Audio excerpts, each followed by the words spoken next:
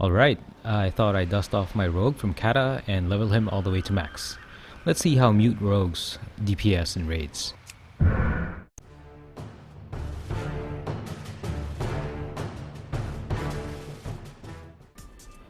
It's been a while, but it sure has been fun going into a pure DPS class. I mean, with rogues you can go sub, combat, or assassination. My preferred spec has always been mute or assassination, with sub being second. Now, it was the first spec, at least for the rogue class, it was the first spec I was introduced to when I first started playing the game. I always liked the idea of being able to use poisons to deal damage. I like the term mutilate for your combo builder, and envenoms, the animation for envenom as a finisher. Now, before I show you guys the usual menu option typed for the specific parts of this guide, just remember that rogues use two resources, that's energy and combo points. Now, the simplified idea is that energy is used for your combo builder abilities and other skills, while combo points are used for your finishers. You'll always have a full bar of energy unless you use it up, and will always start with 0 combo points by default. Management of these two resources is pretty much essential in maximizing your output. Now, with that out of the way, here's the menu for, well, a menu of sorts to jump into specific parts of this guide. Like my other guides, I'll always start with the talents unless you go straight into a different section of this video.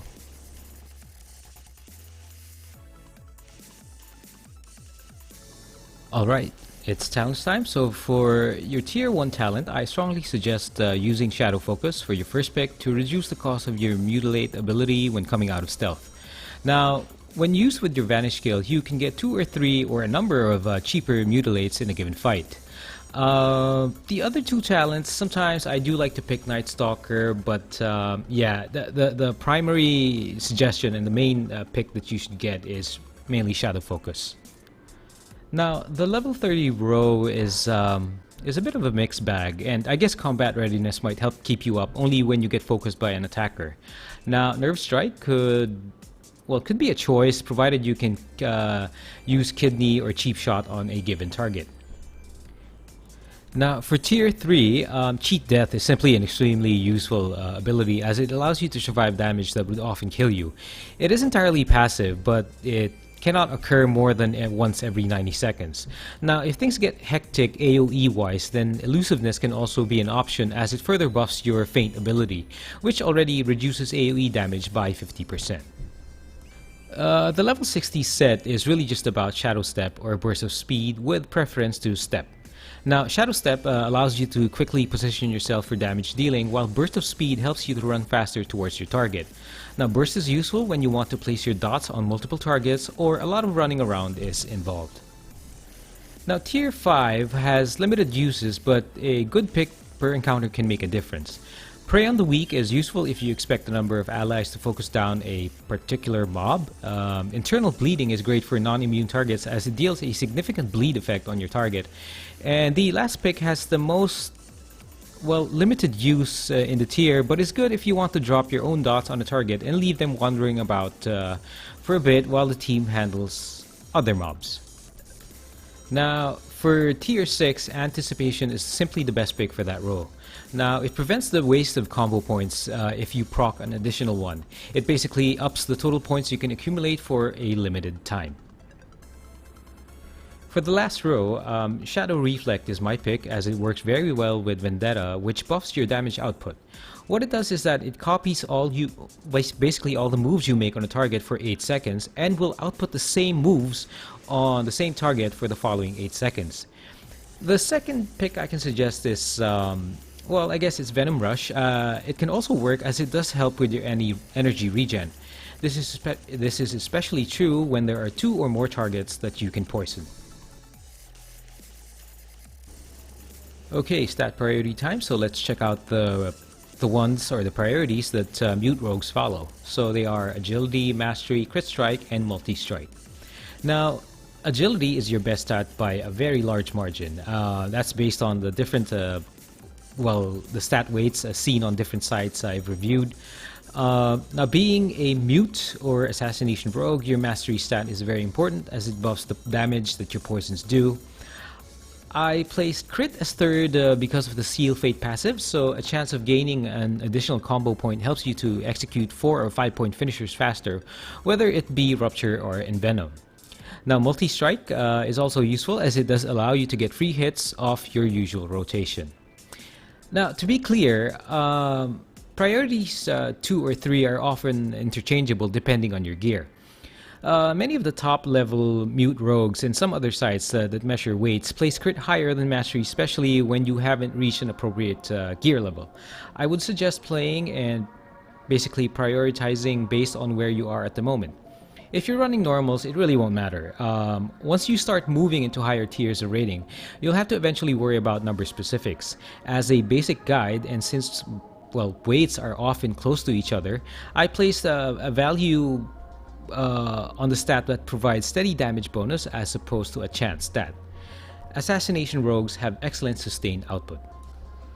Now, for buffs, I would suggest the following, well, basically just following the same priority I mentioned, or maybe switch up Mastery and Crit, again, depending on where you are at the moment.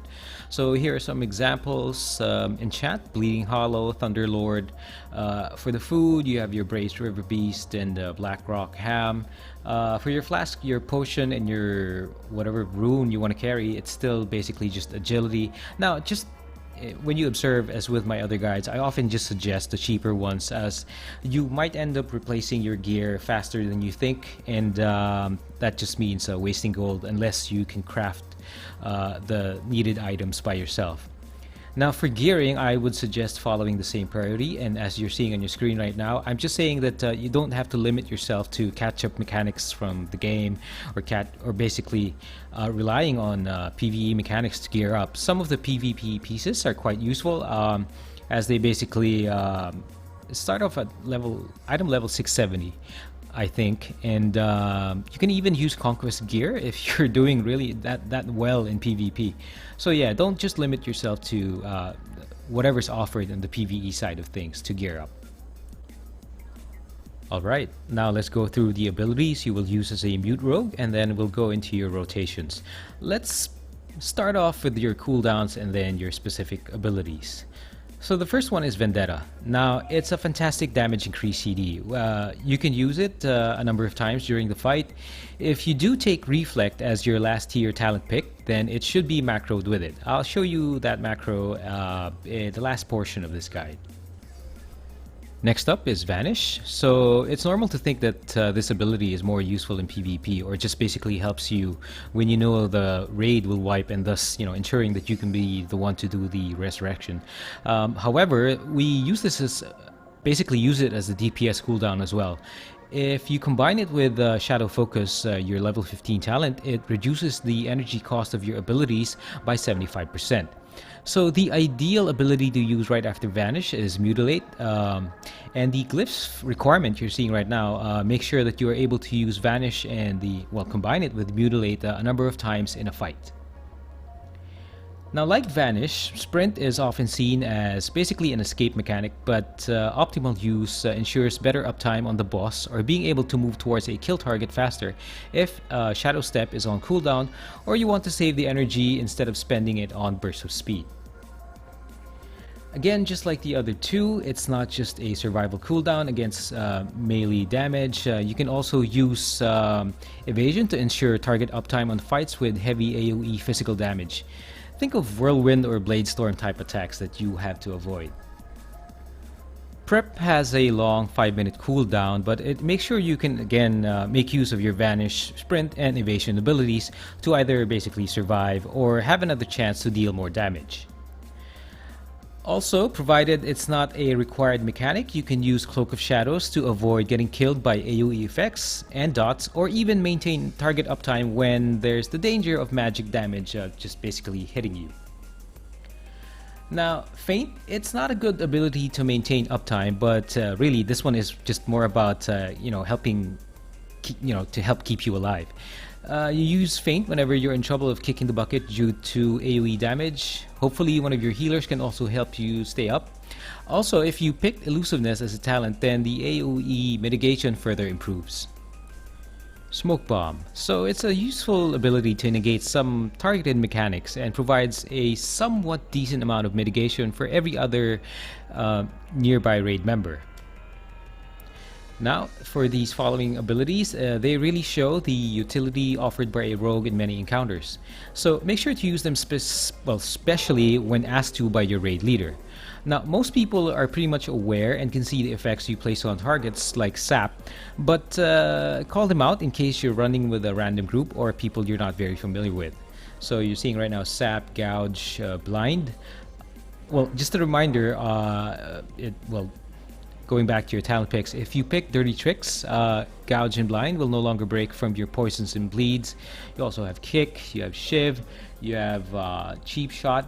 Now, also, going back to your talent, Prey on the Weak makes your raid deal more damage to targets affected by your Kidney and Cheap Shot. And then lastly, we also have Tricks of the Trade. So again, this is just pretty much standard. It's just like your Hunter's Misdirect, although this... I forgot whether the one for Hunters is permanent, but for Rogues, the threat transfer is pretty much just temporary. Now that I've talked about those useful abilities, let's get into your damage dealing abilities. So the first one is Envenom. Now, it's a very strong finisher. This skill has, well, another use while leveling, but this covers max level content, so just basically make sure to max out your points before you hit the Envenom key, just to maximize its effect and its buff. Next is Mutilate. So I love that name, Mutilate. Thank goodness they buffed it along with Envenom in patch 6.2. So you'll be using it very often, especially while the target is above 35% health. Mute is your main combo point builder until the execute phase. It uses 55 energy without energy buffs, and well, basically, just a reminder on the Envenom buff, if you get a blindside proc, try to complete a full Envenom before using Dispatch. Dispatch, it's not a warrior's execute, but it is efficient in that it requires less energy and it deals decent damage. This ability becomes your primary combo point builder during the execute phase. Now, Rupture is a finisher that is pretty, well, it has a pretty decent dot effect, but it's further enhanced by your Venomous Wounds passive. Now, each bleed tick from Rupture adds nature damage along with energy gain. Now, Fan of Knives is your AoE damage ability. It isn't amazing compared to what other classes have, but it's decent when combined with Crimson Tempest. Now, it's your second AoE ability that is best used with as much combo points as possible. Now that we've discussed the important abilities and skills, it's time to know what you do in gameplay. Now, before jumping into a fight, make sure you've got your poisons ready, so just remember that it's basically crippling and deadly for your combo. Don't be like me, I forget to use poisons, or I'm coming from a BG and I forget that I'm still using wound poison for one of my weapons. Now, for your single target rotation, there is an opening sequence to follow. Now, and from there, it becomes a priority list. So it flows this way somewhat. Mutilate on your opener and basically use that as your combo builder before execute phase. Hit Dispatch on blindside procs unless you're close to basically full Envenom. And it also becomes your combo builder during the execute phase. Third is Rupture. Maintain it throughout the fight. And then, of course, Envenom. Now, there are other factors to consider, like using Shadow Step to quickly get behind the boss and pre-pot with an agility potion. Now, when you pre-pot, make sure the boss is not engaged so that the CD for your potion starts. On the opener, push it to 5 combo points and then use Shadow Reflection and then Vendetta before hitting with a surefire crit in Venom. Put in as much as you can during this part to take advantage of the first part of Reflection, the first part of the reflection window, and then whatever's left on Vendetta. Make sure that you watch the cooldowns of these Vendetta and Reflection abilities and use them appropriately when they come off. Keep in mind the other CDs I mentioned earlier, like Vanish, to improve your numbers during the, well, your damage output during the course of the fight. Now for AoE, I find that Mute Rogues are decent, but not exactly amazing. Still, you've got to contribute whatever you can, so for multiple mobs, keep this in mind. When you've got around 5 to 6 targets, apply your poisons and rupture all targets and continue your normal single target rotation on one target. With more than that, use Fan of Knives, then hit them with Crimson Tempest, and then use Envenom whenever you can. For your AoE rotation, I suggest tweaking around the abilities for multi-mob situations. Adjust the number of rupture targets, and weave in Crimson Tempest if necessary or possible at all. Okay, macros and add-ons time. So being a basic guide, let's keep it simple. So the first one is the very important macro for Vendetta and Reflection. So this makes sure that your shadow takes advantage and uses Vendetta also. So we cast Reflection just before Vendetta. Now the second one is mouse over macro, just to make life basically easier for you. You can use it with blind when you have to CC or when you simply want to drop tricks on a tank. So the second one's the example, just replace the ability with the one you want to use. So that one's Tricks of the Trade, replace that with blind if you want to. Now for add-ons, I'll keep suggesting the ones I mentioned in my previous guides. So they're ELP UI, Deadly Boss mods, and SCADA. So Deadly Boss and SCADA can be found in curse.com, while ELP UI can be downloaded from tukui.org. One thing about SCADA, it's not for you to be a very numbers-conscious damage dealer. You use it to check which of your abilities are dealing damage, so to know whether you're doing the right thing or not. And that's it for this Assassination Rogue Guide. So I hope it helps you get started into raiding and see and basically improve in your damage numbers. There are a bit more in-depth tricks to dealing damage as a mute rogue, but this should help you understand how it basically is. Check out my other videos and don't forget to like, share, and subscribe if you haven't. Have fun.